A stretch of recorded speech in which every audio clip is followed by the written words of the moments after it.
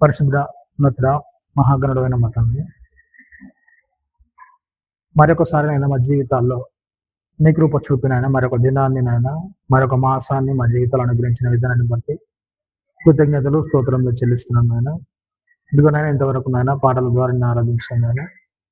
నీ వెలివైన వాక్కుల ద్వారా నైనా మమ్మల్ని సరి చేసుకునగలుగుటకు నాయన, మా హృదయాలనైనా హెచ్చరించగలుగుటకు మీరు ఇచ్చిన గొప్ప భాగ్యాన్ని బట్టి కృతజ్ఞతలు స్తోత్రంలో చెల్లించుకుంటున్నాను ఆయన. నీ విలువైన వాక్యంలోనికి నేను మేము వెళ్ళబోతుండగా మా హృదయాలను నాయన నీ వైపు తిప్పినైనా మాకు కావలసిన జ్ఞానాన్ని నాయన అందించినైనా నీలో ఎదగలుగుటకు, నీలో నాయన మమ్మల్ని సరి చేసుకునగలుగుటకు అటు కృపను మహాద్భాగ్యాన్ని మందరికి అనుగ్రహించాను ఆయన. చెప్పనైనా నేను తగ్గించుకుని నీ వాక్యాన్ని హెచ్చించగలుగుటకు, నేను మహిమపరచగలుగుటకు అటు కృపను మహాద్భాగ్యాన్ని మాకు అనుగ్రహించమని క్రీస్తు వారికి పరిశుద్ధమైన ప్రార్థన మనలో అడిగి వేడుకుంటాం. అలాగే కుడి వచ్చిన అందరికీ ప్రభు రక్షకుడిని తీస్తున్నాంలో వందనాలు తెలియజేస్తుందండి.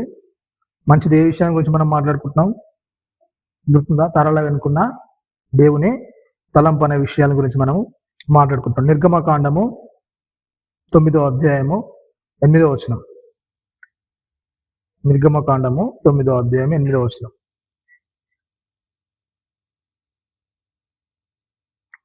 కాగా యెహోవా మీరు మీ పిడికిలిండా ఆవబుగ్గి తీసుకుని మోషే ఫరో కన్నుల ఎదుట ఆకాశం వైపు దాన్ని చల్లవలెను. అప్పుడు అది ఐగుప్తు దేశమంతటా సన్నపు ధూళి అయి ఐగుప్తు దేశం అంతటా మనుషుల మీదను జంతువుల మీదను పొక్కులను దద్దుర్లగునని మోషే అహరోనుతో చెప్పెను. కాబట్టి వారు ఆవు బుగ్గి తీసుకొని వచ్చి ఫరో ఎదుట నిలిచిరి. మోషే ఆకాశం వైపు దాన్ని చల్లగానే అది మనుషులకును జంతువులకును పొక్కులుగా దద్దుర్లాయను. ఆ దద్దుర్ల వలన శకునగాండ్రు మోషే ఎదుట నిలవలేకపోయింది. ఆ దద్దుర్లు శకునగాండ్రును ఐగుప్తులందరికీ పుట్టెను. అయినను యెహోవా మోషేతో చెప్పినట్లు యెహోవా ఫరో హృదయమును కఠినపరిచెను, అతడు వారి మాట వినకపోయాను. అవునా కదా? ఇది చూసుకుంటే మన నిర్గమకాండంలో 6వ తెగులుగా మరి మన ముందుకు వస్తుంది. అవునా కదా? 3వ తెగులు ఎలాగైతే చెప్పకుండా దేవుడు వారి మధ్యకు పంపించాడో, అలాగే 6వ తెగులు కూడా ఏం చేస్తాడు చెప్పండి? వారికి ఎలాంటి చెప్పడంటే ముందే చెప్పడం కానీ, దేవుడు ఏదైనా సరే ముందే చెప్పి చేశాడు కొన్ని తెగుళ్ళు. కానీ 6వ తెగులు 3వ తెగులు విషయానికి వస్తున్నాయి హఠాత్తుగా వారి మధ్యలోనికి మరి వచ్చిన మన సందర్భాన్ని చూస్తాం. అవునా కదా? వాళ్ళకి ఏ విషయాన్ని కూడా చెప్పలేదు. వెంటనే వాళ్ళకి ఏమైపోయింది చెప్పండి? ఆ యొక్క ధూళి అనేది తీసుకొని ఆ ఆకాశం వైపు చల్లగానే ఏమైపోయింది? వాళ్ళ ఒంటి మీద ఆ పొక్కులు ఆ దద్దుర్లు అనేవి వాళ్ళ పశువుల మీద, అలాగే వాళ్ళ యొక్క వాళ్ళందరి మీద, ఎవరైతే ఐగుప్తులు ఉన్నారో వాళ్ళందరి మీద కూడా ఏమైపోయి వ్యాధి అనేది సోకిన విధానం మనం చూస్తాం. అవును కదా? మరి దేవుడు ఎందుకు ఈ విధంగా అవన్నీ కూడా జరిగించాడు? పురాతన ఐగుప్తు కాలానికి వెళ్తే ఏం చేసేవారంటే ఐగుప్తీయులు వాళ్ళు అభివృద్ధి చెందాలన్నా, వాళ్ళు గొప్పగా ఉండాలన్నా వాళ్ళు చేసేది ఏంటంటే నరబలు అనేది ఇచ్చేవారు అనమాట.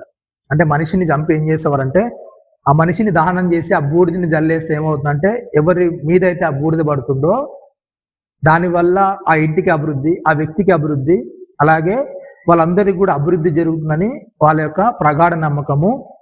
అలా కాకుండా ఏంటంటే దానికి సూచనగా కాకుండా దేవుడు ఏం చేశారంటే వీళ్ళందరినీ కూడా ఏం చేశారంటే చూడండి ఒకసారి ద్వితీయోపదేశకాండము 4వ అధ్యాయం 20వ వచనం చూడండి. ద్వితీయోపదేశకాండము 4వ అధ్యాయం 20వ వచనంలో ఒక మాట చెప్తారు అక్కడ.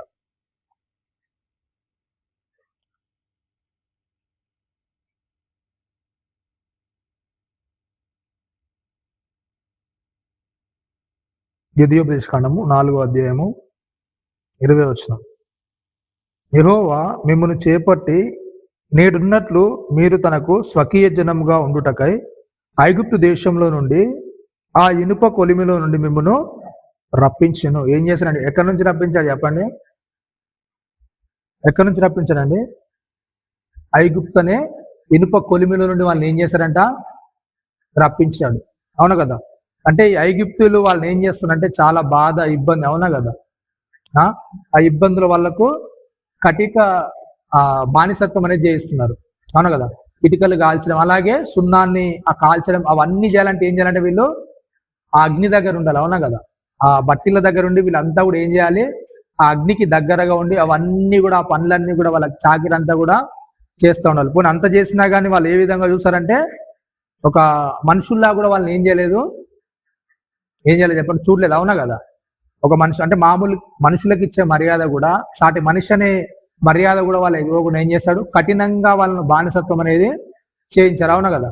ఇట్లాంటి పరిస్థితుల్లో దేవుడు ఏం చేస్తాడంటే వాళ్ళకి ఆ బానిసత్వం అంటే ఏంటో, ఆ కఠినత్వం అంటే ఏంటో, అవునా కదా, ఆ వేడి దగ్గర ఉంటే ఆ బాధ ఏంటో తెలియడానికి ఏం చేస్తాడు చెప్పండి, ఏదైతే వాళ్ళు బట్టీలు కాలుస్తున్న ఆ సున్నాన్ని తయారు చేస్తున్న బట్టీలు ఉన్నాయో దాని దగ్గర నుంచి ఏం చేస్తారు చెప్పండి, మోషే అహరోను ఏం చేశారు, ఆ వేడి బూడిదని తీసుకొచ్చి ఏం చేస్తారు, ఆకాశం వైపు చల్లగానే అది ఏమైపోయింది చెప్పండి, వేడి పొక్కులు అలా ఇంకేం చేస్తాయి, ఆ యొక్క దద్దుర్లు అనేవి వాళ్ళ వంటి మీద అన్ని కూడా వచ్చాయి. అవునా కదా?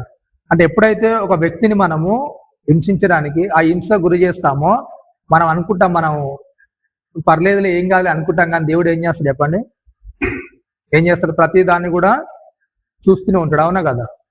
దాన్ని బట్టి ఏం చేస్తాడు, 400 సంవత్సరాలు వాళ్ళు బానిసత్వంలో ఉన్నా ఆ ప్రతి దాన్ని కూడా దేవుడు ఏం చేస్తాడు, వింటూ ఉన్నాడు, ఆ ప్రతిదాన్ని కూడా చూస్తున్నాడు. దాన్ని బట్టి ఏదైతే తీర్పులు ఉన్నాయో వాళ్ళందరూ కూడా ఐగుప్తులు ఎంత కఠినంగా ఉన్నారో ఆ కఠినత్వాన్ని అంతా కూడా వాళ్ళ హృదయానికి ఎలాగైతే ఇజ్రాయెల్కి చేస్తున్నారో ఆ కఠినత్వాన్ని అంతా కూడా వాళ్ళ మీద ఏం చేశాడు దేవుడు, అంటే వాళ్ళకి ఎలా అయితే ఇబ్బంది కలుగుతుందో అలాంటి ఇబ్బందులు అనేది ఏం చేశాడు, ఐగుప్తీలకు వాళ్ళకు చూపించాడు ప్రతిదాన్ని కూడా. అవును కదా? హెజ్కేలు గ్రంథం 35వ అధ్యాయం 11వ వచనం. హెజ్కేలు గ్రంథము 35వ అధ్యాయము 11వ వచనం.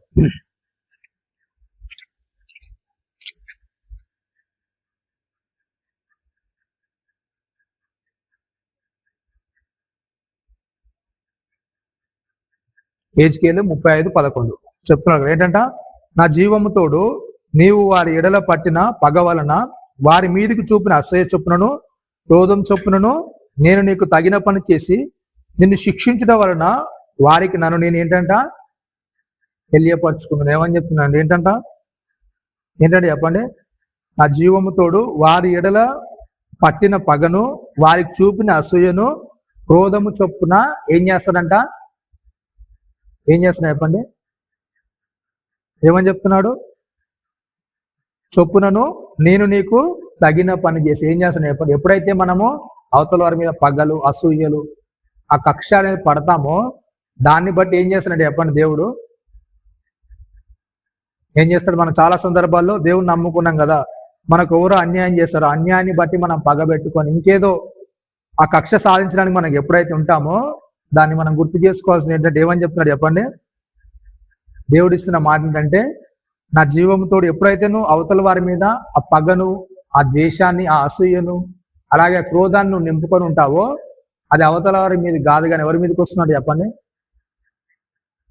ఎవరి మీదకి వస్తుందంట, ఎవరైతే ఆ పగని పెంచుకుంటారో, ఎవరైతే ఆ ద్వేషాన్ని పెంచుకుంటారో, అసూయను పెంచుకుంటారో, క్రోధాన్ని పెంచుకుంటారో వారి మీదకి ఏం చేస్తాడు దేవుడు, దాన్ని రప్పిస్తాడు. ఎందుకు రప్పిస్తాడు అంటే చెప్తున్నాడు అక్కడ ఏంటంట, నిన్ను శిక్షించడం వలన వారికి నన్ను నేను ఏం చేస్తాడు చెప్పండి,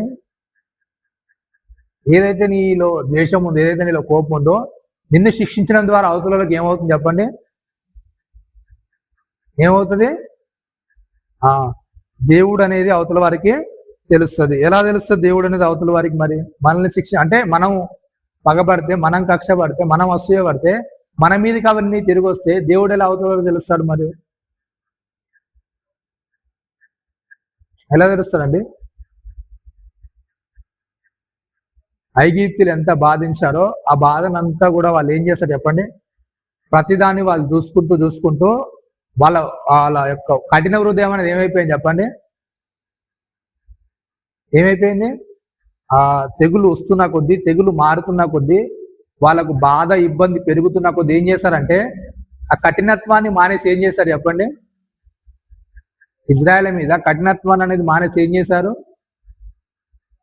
చేశారండి, ఆ యొక్క లాస్ట్కి వాళ్ళు పోయేటప్పుడు ఏం చేస్తారంటే వాళ్ళ దగ్గర ఉన్న బంగారాన్ని, వెండిని, బట్టలను అన్ని కూడా ఏం చేస్తారు, వాళ్ళకు ఇచ్చేసి ఏం చేస్తారు, సాగనంపుతారు. అవునగా? ఎందుకు? వాళ్ళు ఆ కఠినత్వ బానిసత్వం చేశారు.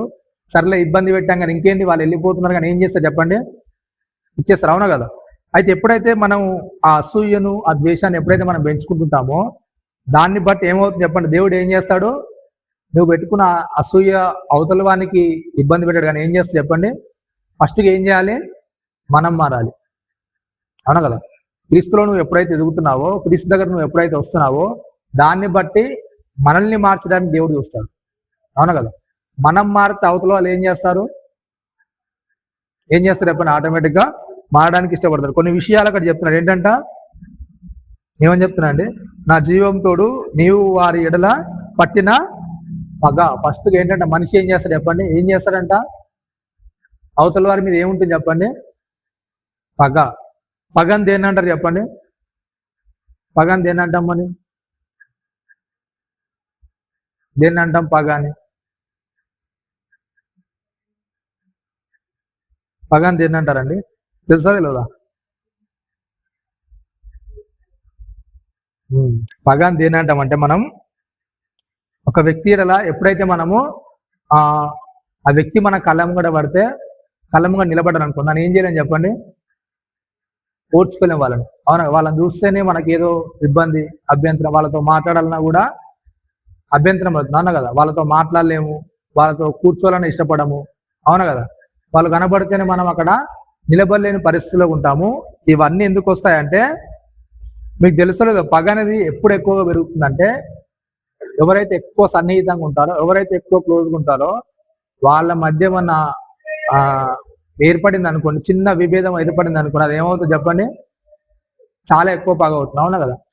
ఎవరో దూరం వాళ్ళు ఏదో అయిపోయింది అనుకోండి, ఏమవుతుంది చెప్పండి? అది పెద్దగా పగ్గా మారదు. అవునా కదా? అప్పటి వరకు అనుకుంటారు, మర్చిపోతారు. కానీ ఎవరైతే దగ్గరగా సన్నిహితం కలిగి ఉంటారో, వాళ్ళ మధ్య ఎప్పుడైతే ఆ యొక్క సంబంధం అనేది దెబ్బతింటాయో, అప్పుడు ఏమవుతుంది చెప్పండి? అది ఏమవుతుంది? పగగా మారిపోతుంది. అవతల వారితో జరిగించే చిన్న చిన్న గొడవలు అనేవి సహజంగా దూరం అయిపోతాయి. కానీ ఎప్పుడైతే మన ఇంట్లో వారితో, మన దగ్గర సంబంధికులతో ఎప్పుడైతే ఆ చిన్న గొడవలు మనస్పర్ధలుగా మారుతాయో, అదేమవుతుంది చెప్పండి?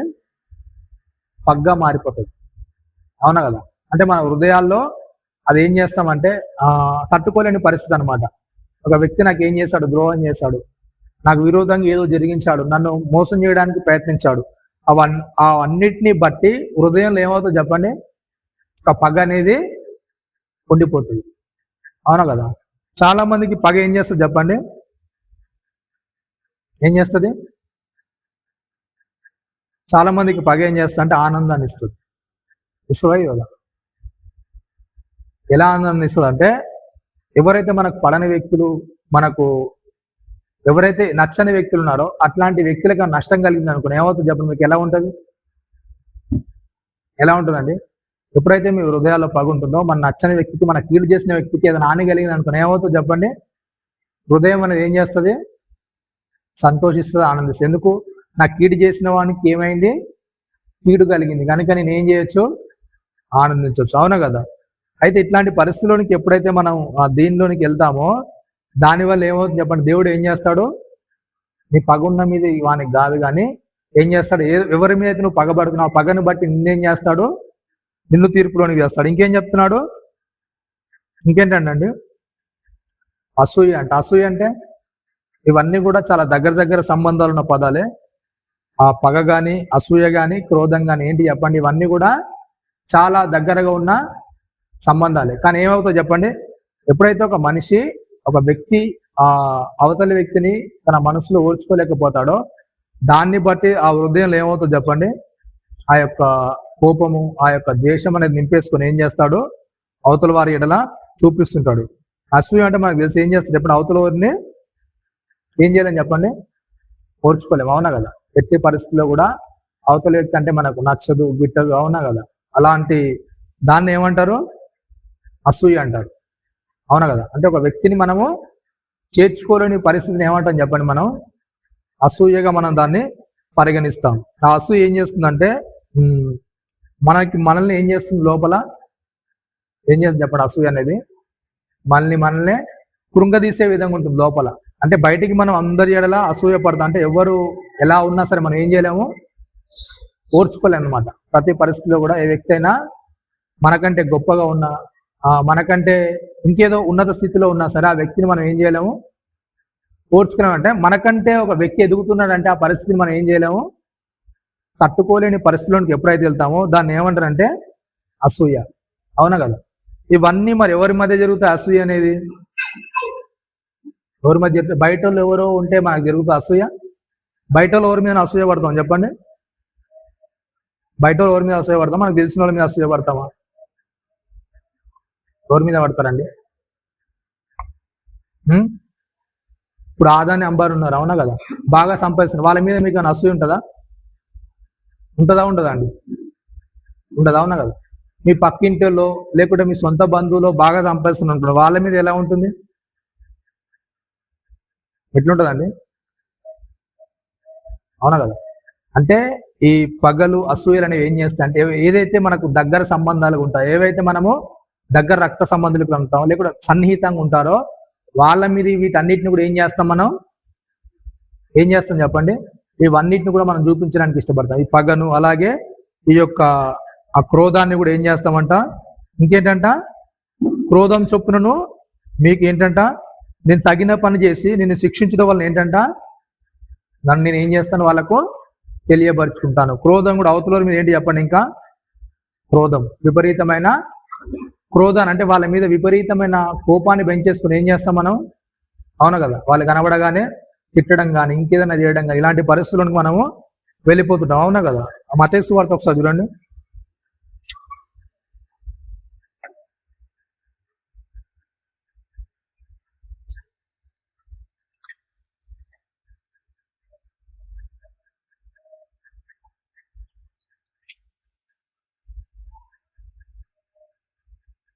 ఐదో అధ్యాయము 21వ వచనంలో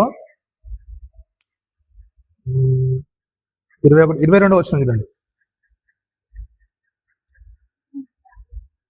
22వ వచనము, 5వ అధ్యాయం 22వ వచనం.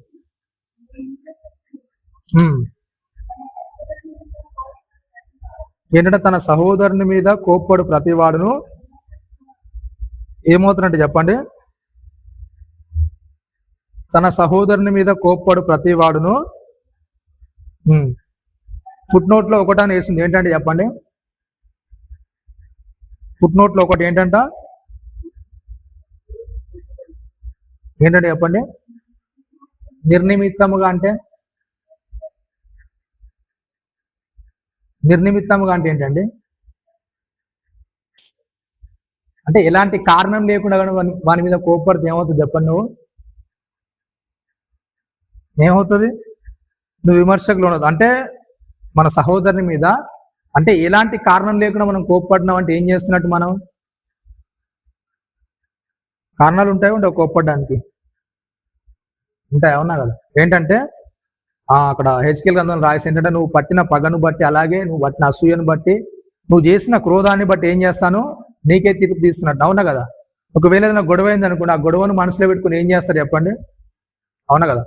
ఒక 3 రోజుల కింద 4 రోజుల కింద గొడవ అయింది అనుకోండి, ఆ గొడవను మనసులో పెట్టుకుని ఏం చేస్తారు చెప్పండి? రాగానే ఏం చేస్తారు? అతన్ని ఏం చేస్తారండి? 4 రోజుల కింద అన్నాడు, అవునా కదా? ఇప్పుడు కలిసినప్పుడు నేను ఏమనలేదు, అయినా కానీ హృదయాల్లో ఏముంటుంది చెప్పండి? ఏముంటది? ఆ 4 రోజుల కింద జరిగిన విషయాలే గుర్తుని ఏం చేస్తావు? ఆ వ్యక్తిని ఏం చేస్తావు? నువ్వు ఏం చేస్తావండి? ఆ కోపాన్ని, ఆ పగను, ఆ కక్షను చూపించడానికి ఇష్టపడతావు, అవునా కదా? ఇట్లా ఎప్పుడైతే నువ్వు నిర్నిమిత్తముగా అట్లా చేస్తూ ఉంటావో దాన్ని బట్టి ఏమవుతుందో చెప్పండి? నువ్వు ఏం చేస్తావు? విమర్శకు లోనవుతాడు. ఇంకేంటంటే చెప్తున్నాడు, ఇంకా తన సహోదరుని చూచి వ్యర్థుడు అని చెప్పువాడు మహాసభకు లోనగును, ద్రోహి అని చెప్పువాడు నరకాగ్నికి లోనగును. కావున నీవు బలిపీఠం వద్ద అర్పణం అర్పించుచుండగా నీ మీద నీ సహోదరునికి విరోధం ఏమైనా కలదని అక్కడి నీ జ్ఞాపకం వచ్చినది. ఏంటంటే చెప్పండి? ఏమని చెప్తున్నాడు అక్కడ? యేసుక్రీస్తు వారే సాయం చెప్తున్నాడు. ఏంటంటే చెప్పండి? ఏమని చెప్తున్నాండి? నువ్వు బలిపీఠం యుద్ధకు అర్పణ అర్పించుండగా నీ మీద నీ సహోదరునికి విరోధం ఏమైనా కలదని అక్కడ నీ జ్ఞాపకం వచ్చిన ఎడలా అక్కడ బలిపీఠం ఎదుటనే నీ అర్పణం విడిచిపెట్టి మొదట వెళ్ళి నీ సహోదరునితో ఏం చేయాలంటే చెప్పండి? సమాధాన పడని చెప్తున్నాడు, అవునా కదా? ఫస్ట్ ఏం చేయాలంటే చెప్పండి? ఏం చేయాలని చెప్తున్నా అండి? ఎప్పుడైతే నువ్వు దేవుని వాక్యం దగ్గరకు వస్తున్నావో, దేవుని దగ్గరకు వస్తున్నావో నీకేం తెలుసు చెప్పండి? వాక్యం తెలియని వాళ్ళకి ఏం తెలియదు. కానీ ఎప్పుడైతే నువ్వు దేవుని వాక్యం దగ్గరకు వస్తున్నావో నీకు వాక్యం చదువుతున్నాడు ఏమవుతుంది చెప్పండి? అవునా కదా?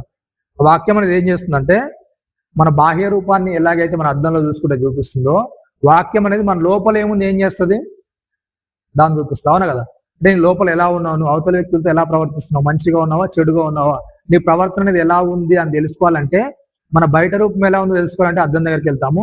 మన లోపల అవతల వ్యక్తులతో ఎలా ప్రవర్తిస్తున్నావు అంటే నేను ప్రవర్తించే ప్రవర్తన సరి అయిందేనా, అంటే దేవుడు చెప్పిన విధంగా నేను నడుచుకుంటున్నాను నడుచుకోవట్లేదా అని తెలవాలంటే ఏం చేయాలి చెప్పండి?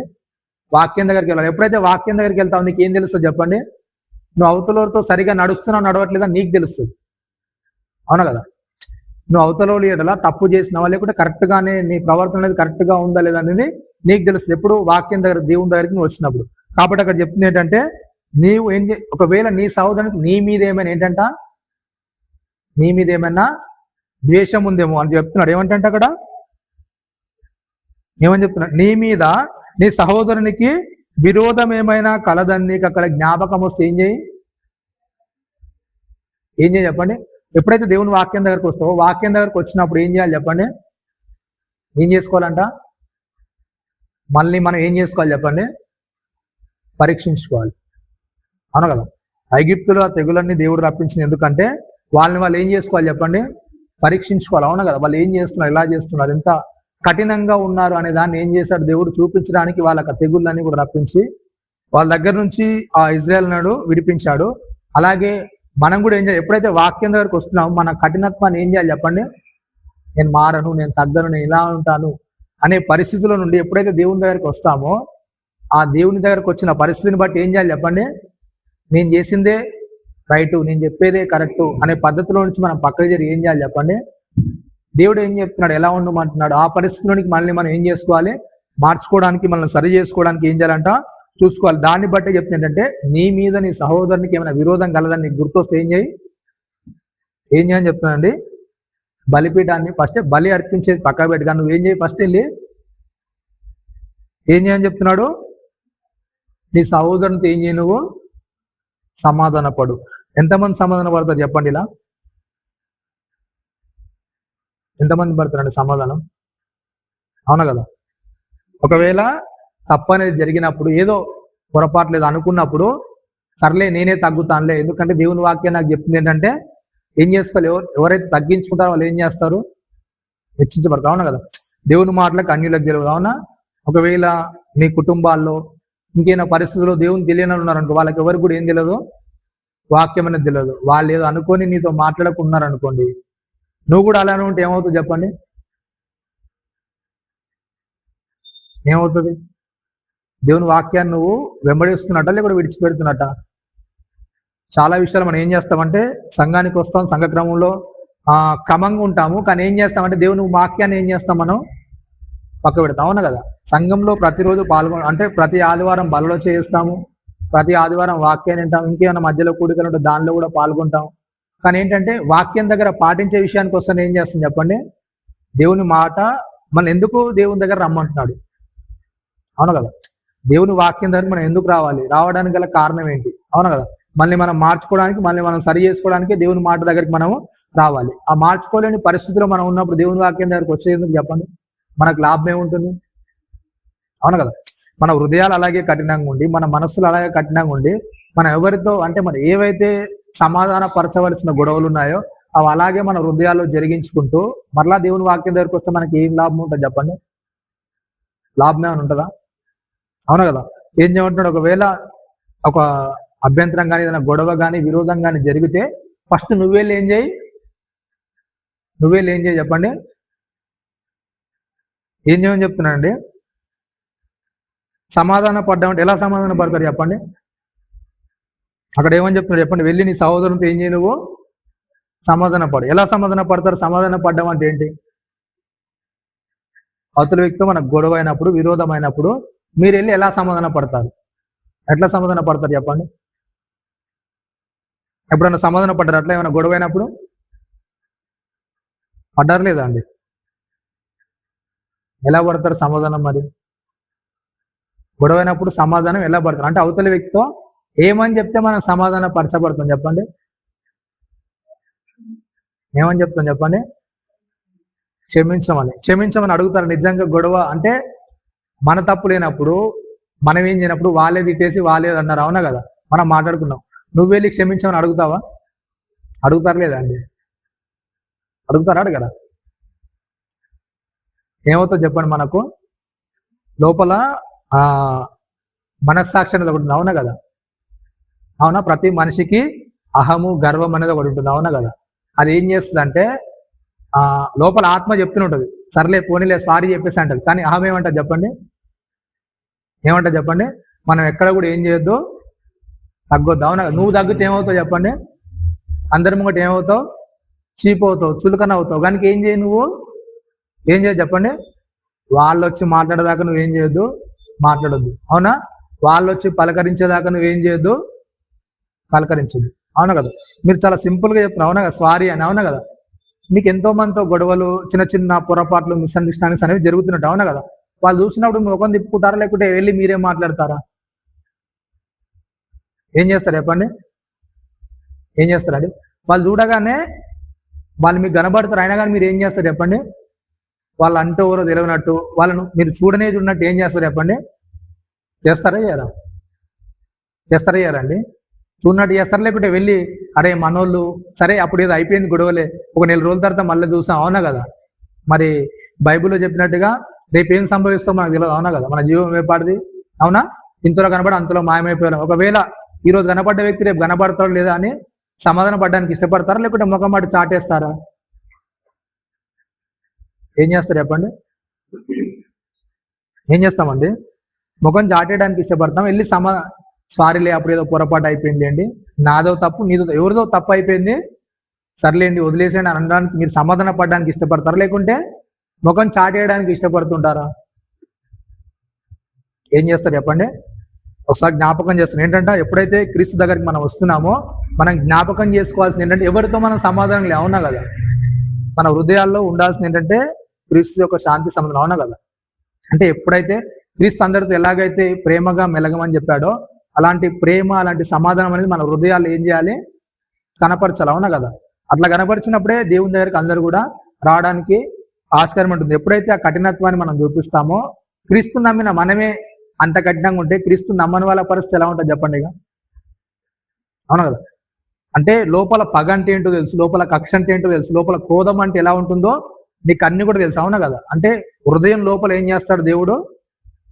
మన హెబ్రీ గ్రంథకర్త రాయిస్తూ చెప్పారు ఏంటంటే, వాక్యం అనేది ఏం చేస్తుంది అంటే రెండంచుల ఖడ్గం, అది ఏం చేస్తుంది అంటే ఎంతవరకు అయితే నీ హృదయం లోపలికి వెళ్ళగలుగుతుంది, ఎంత తప్పు నీదో అని చూపించేంత వరకు ఏం చేస్తుంది వాక్యం అనేది, నువ్వు తీసుకోవడానికి ఇష్టపడితే అంతవరకు వెళ్తుంది, అవునా కదా?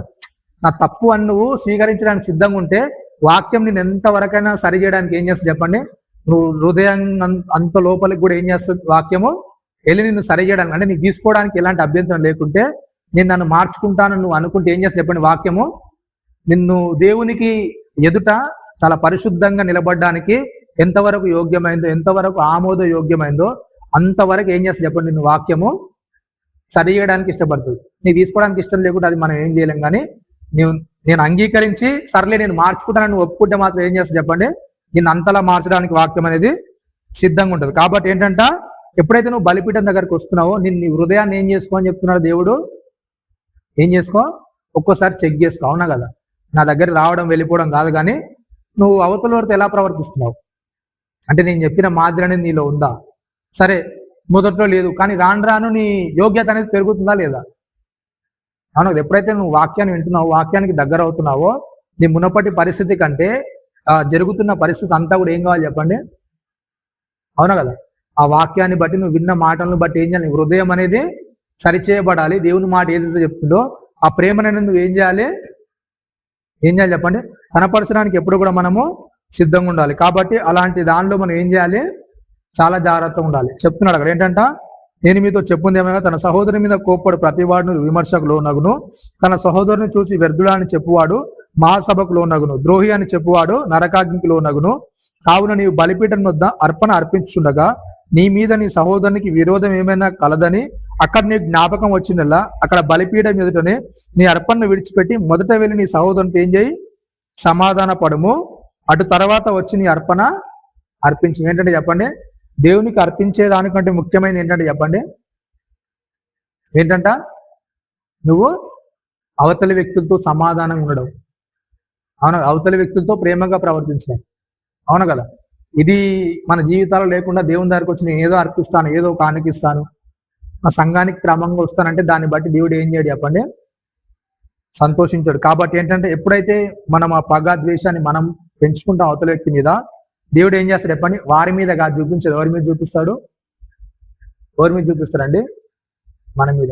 మనకు తెలుసు చాలా సందర్భాల్లో చాలా మంది మనం అనుకుంటాం ఏంటంటే, వీళ్ళు ఏంటో ఎప్పుడు చూసిన అవతల మీద ఏం చేస్తారు చెప్పండి, ఏం చేస్తారండి? ఏడుస్తుంటారు. అంటే ఎవరు ఎదిగినా కానీ ఏం చేయలేరు, ఓర్చుకోలేరు. ఎవరు ఎదిగినా కానీ ఏదో ఒక విధంగా వాళ్ళు ఏం చేస్తారు, అవతలోరికి ఇవతలోరికి పొరుగు వాళ్ళకి ఏదో వాళ్ళ మీద చెడు చెప్పడం అనేది చేస్తుంటారు. ఎప్పుడు చూసినా ఏమవుతుంది చెప్పండి, చాలా మంది అంటారు నా పరిస్థితి ఏంటి, ఇంకేం చెప్పండి, ఇంకేం మారట్లేదు. అంటే నా జీవితంలో ఎలాంటి అభివృద్ధి కూడా ఏమి లేదు. ఎందుకు లేదు, ఎందుకు ఉండదు చెప్పండి? మన జీవితాల్లో అభివృద్ధి జరగకపోవడానికి, మనం అభివృద్ధి చెందకపోవడానికి కారణం ఏంటంటే, అవతల వారి మీద మనకున్న ఏంటి చెప్పండి, అసూయ, పగ, క్రోధం ఏం చేస్తుంది చెప్పండి? ఏదైతే నువ్వు అవతల వారి మీద ఆ క్రోధము, అసూయ చూపిస్తావో దేవుడు ఏం చేస్తాడు చెప్పండి, అవతల వారికి క్షేమాన్ని కలిగిస్తాడు. నీకేం చేస్తాడు? నువ్వు చూపిన అసూయ చొప్పునే, నువ్వు చూపిన క్రోధం చొప్పునే, నువ్వు చూపిన పగ చొప్పునే దేవుడు ఏం చేస్తాడు, నీకు చేస్తాడు. అవునా కదా. మన జీవితాల్లో మేలు ఎందుకు జరగదు అంటే ఏంటి చెప్పండి, నువ్వు మేలుగా ఆలోచిస్తే ఏమవుతుంది, నీకు మేలు జరుగుతుంది. అవును కదా. నీ హృదయంలో ఏదైతే నువ్వు అవతల వారికి కావాలనుకుంటావు అది ఏమవుతుంది, నీకు జరుగుతుంది. అవును కదా. అందుకే అపోస్తులు కానీ ప్రవక్తలు కానీ చెప్పిందంటే, మనుషులందరి కోసం ఏం చేయాలి చెప్పండి, మనం చాలా జాగ్రత్త ఉన్న మనిషి.